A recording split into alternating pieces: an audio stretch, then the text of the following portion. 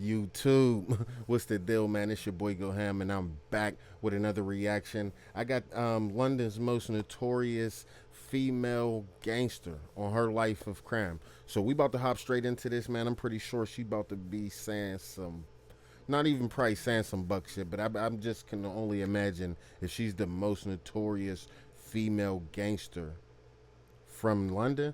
She got to be something crazy. Let's get into it. Is that true that you've met Cray brothers? I met Reg.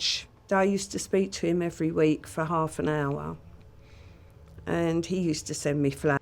That's off the rip. That's kind of like super detailed without being super detailed, if that makes sense. Because the fact that you talk to him once a week for 30 minutes, like y'all just timed that shit up, like we just gotta, like, that's crazy.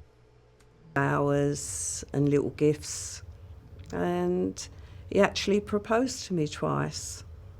What did you tell him? I said no. I didn't think it was a very good idea for either of us.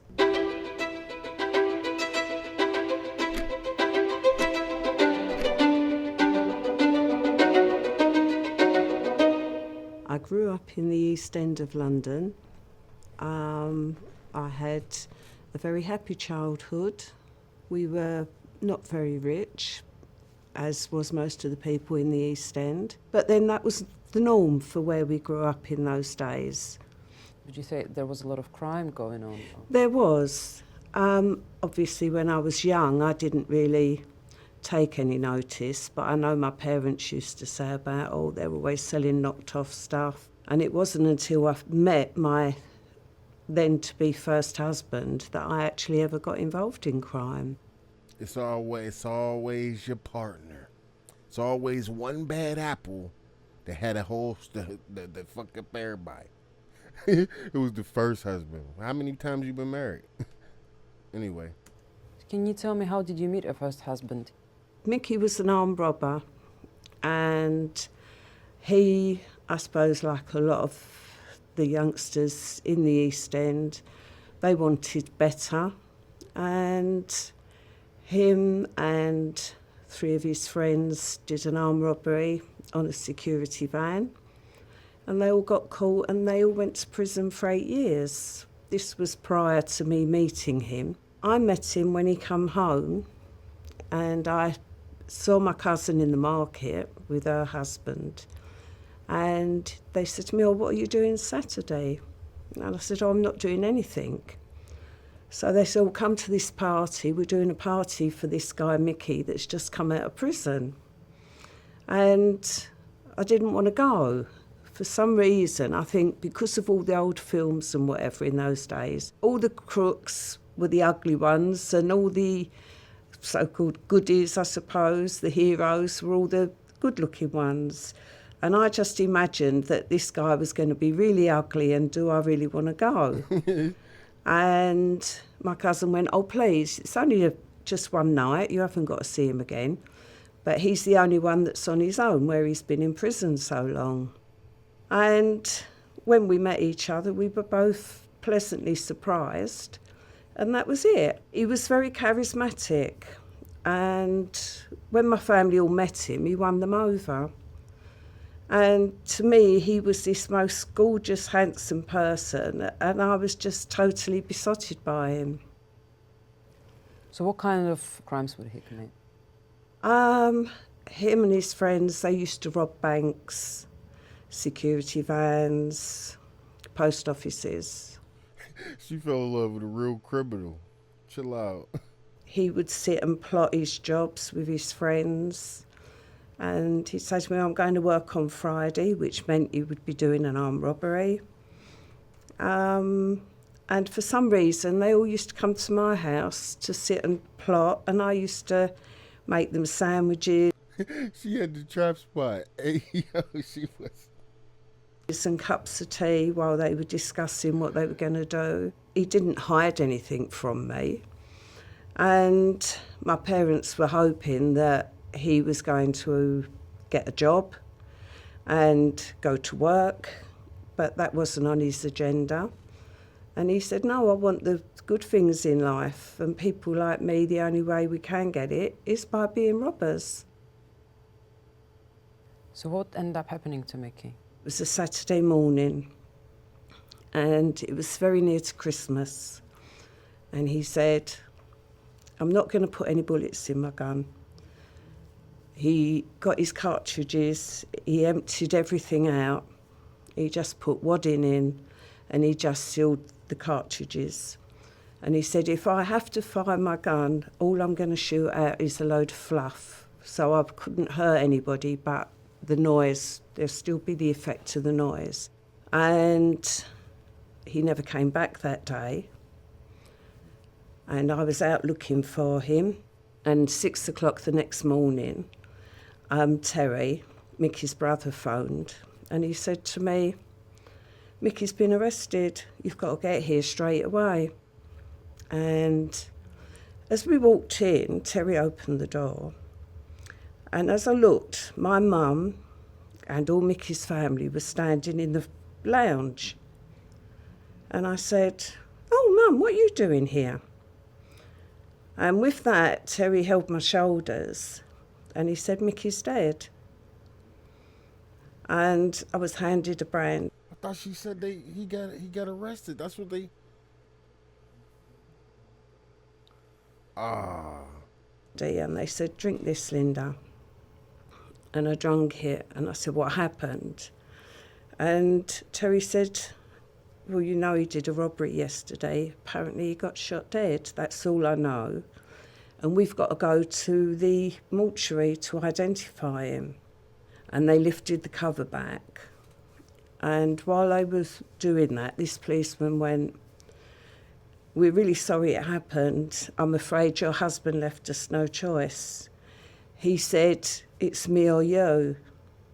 So I said, what do you mean? So he said, well, your husband faced him and said, it's me or you. So I said, you're telling me my husband faced a policeman with a gun and said, it's me or you. So he said, yeah. I said, you're lying. And the second autopsy was done. I was right. He was shot through the back and the bullet came out the front.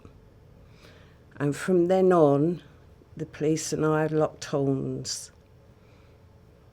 What was your life like after Mickey's death? Well, I think when Mickey died, it sounds strange, and I don't know. I've always said that when I was told that he was shot, something happened to my brain because I decided I've got to revenge my husband because they've done. She turned up for him. Yeah, hey, that's fucked up. Those that she got turned out like that. But she became what she was. You know what I'm saying?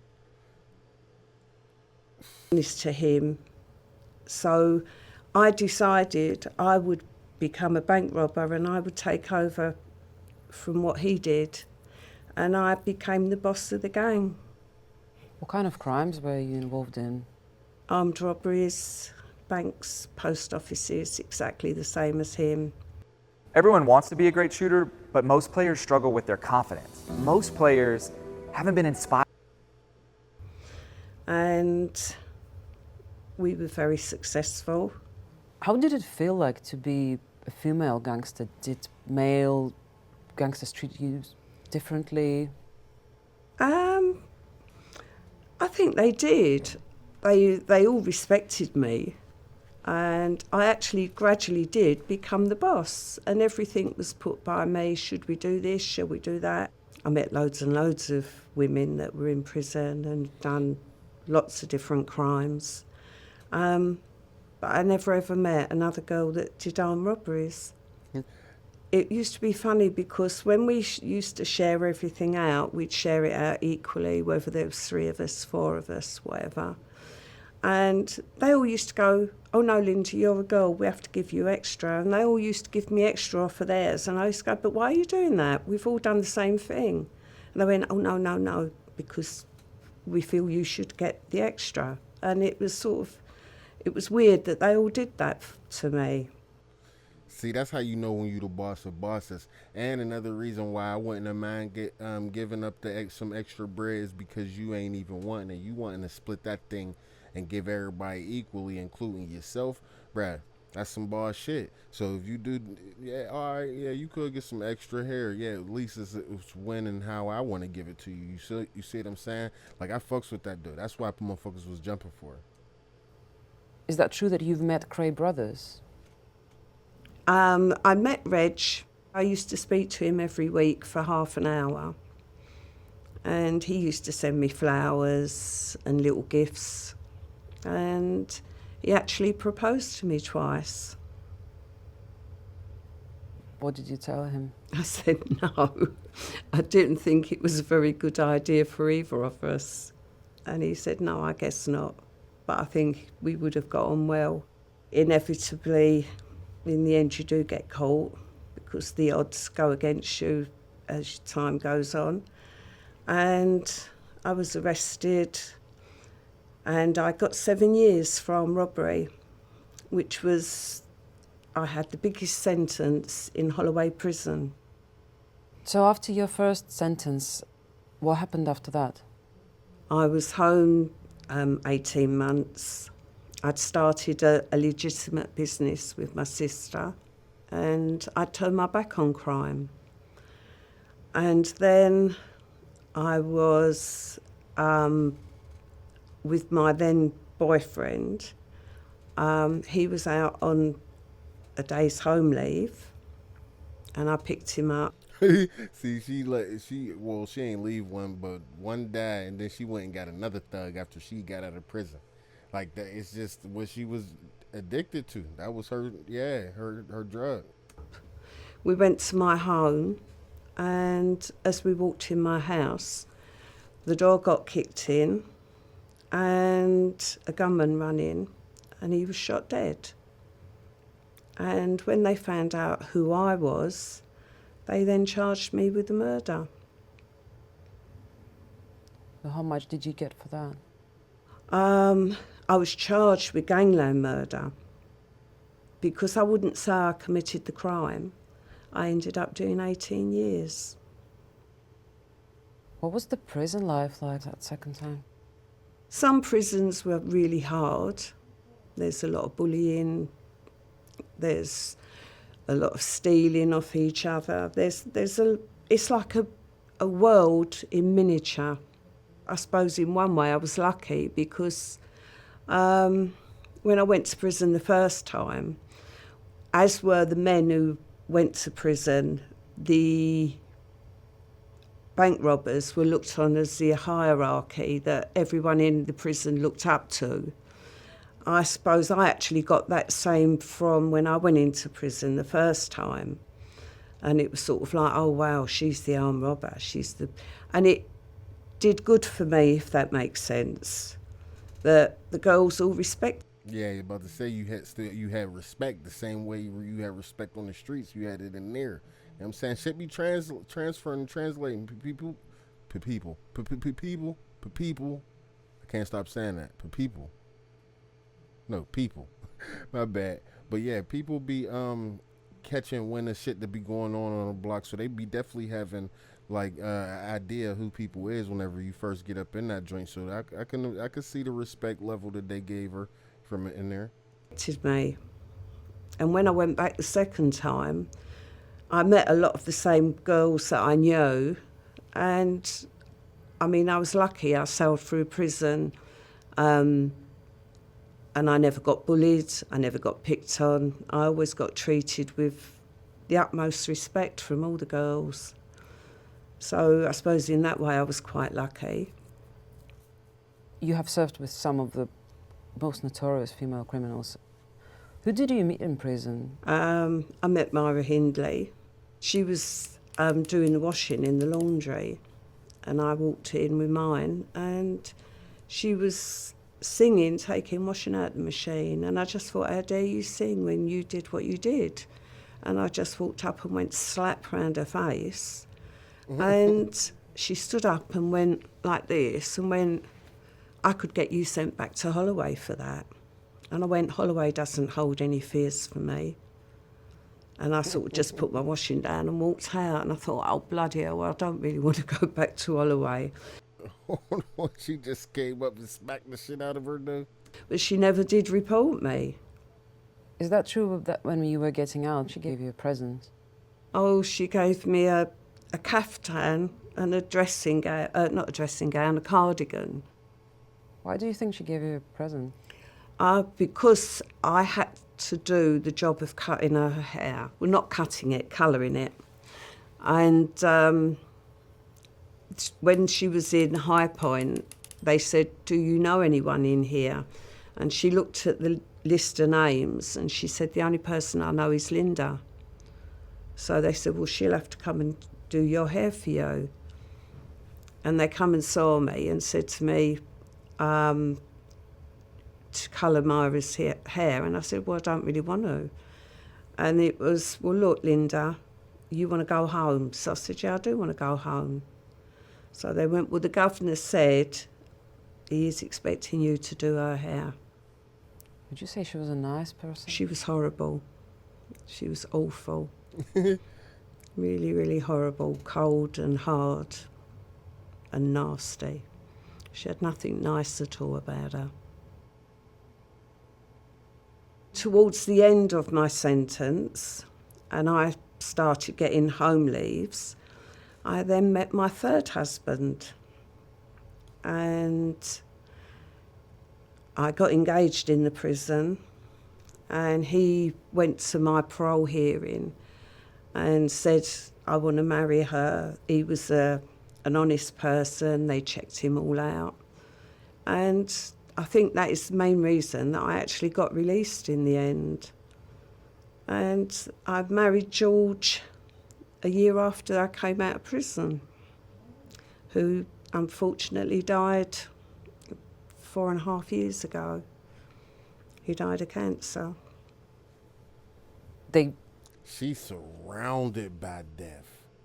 Like, that is crazy. I don't even know how she even is any type of sane or normal to her. Like, that's crazy. The fact that, what, 3-4 husbands and they all died? Quite famously call you Black Widow. Yes. I don't take myself seriously. And I think, okay, I'm the Black Widow. You would have called me the Black Widow. Do I care? It doesn't matter. George, they said, "Oh, how do you feel about marrying the Black Widow?" He went, "I feel honoured that she's accepted me." And it was when he was dying, he said to me, "You've always said you wanted to write." He said, "And everyone else has written about you. Do your life story and put the story right." So I said, "Yeah, I will."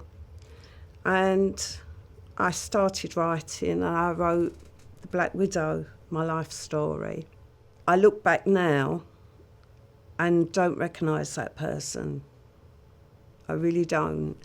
And it is so alien to me that I sort of am shocked at myself to think that I actually was that person and did do the things I did. And there is a deep regret on that. If you could say one thing to your younger self, what would that be? Don't go to that party. And then what would I have been? Hopefully a very different life. But then I wouldn't have had my 2 children, and I love them dearly. And crime is well and truly left behind. It was a long, long time ago. It doesn't pay. There's nothing good about going to prison, nothing. It wastes your life. And if they say, does crime pay? Maybe for 5%. That means 95% have wasted their lives and their time. And it's very sad.